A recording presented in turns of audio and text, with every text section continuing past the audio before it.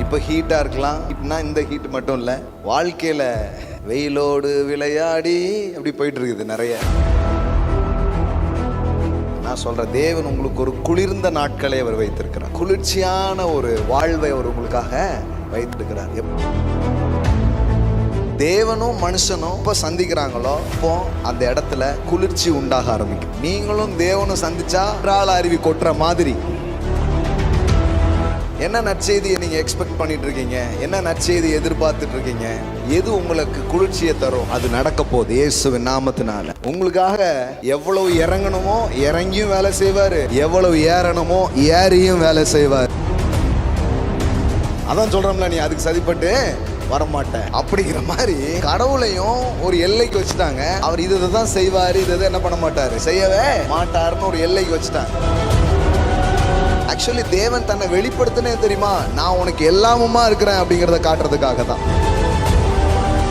கர்த்தர் உன் தேவையை சந்திப்பார். 2 தோசைனா 2 தோசை மட்டும்தான் தருவார். இப்படியே பேசி வச்சாங்க பாருங்களேன்.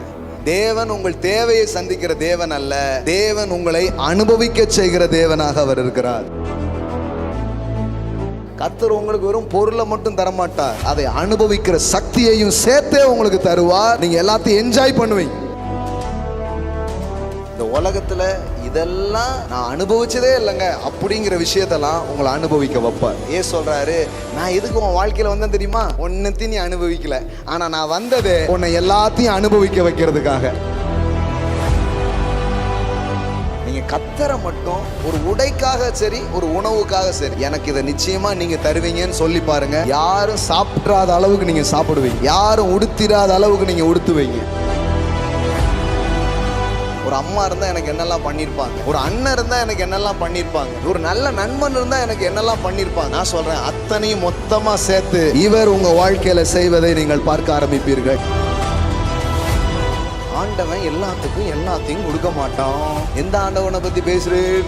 இவரு கடைசி சொட்டு ரத்தத்தையும் எனக்காக சிந்தின நல்ல தேவனாய் அவர் இருக்கிறார். சிலர் வந்து சொல்றாங்க, அப்படி பிடிச்சி வச்சுக்கிட்டு இருக்குது, இன்ஸ்டால்மெண்ட்ல தான் ஆண்டவர் கொடுப்பாரு. ஏன்னா வசந்தன் கோவா நடத்துறாரு, இன்ஸ்டால்மெண்ட் பேஸ்ல கொடுக்கறதுக்கு. அங்கே அப்படி சேர்ல சுத்தி வந்து, இந்த வாரம் ஃப்ரிட்ஜ் வாங்கிக்கோ, அடுத்த வாரம் உனக்கு ஏசி தரேன்.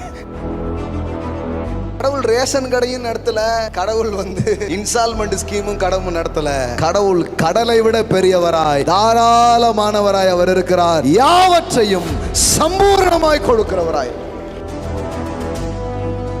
இந்த உலகம் அற்பமானதுக்காகலாம் போராடிட்டு இருக்கு. ஆனா நான் சொல்றேன், அற்பமானதை மட்டுமல்ல, நீங்கள் அனுபவிக்க தேவையானதை எல்லாம் அப்பா உங்களுக்கு கொடுப்பார்.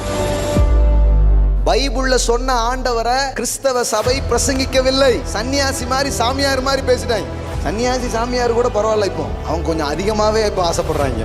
இவங்க பாருங்க, எல்லாம் முற்றும் துறந்த முனிவர் மாதிரி ஆக்கி வச்சுட்டாங்க சபையில.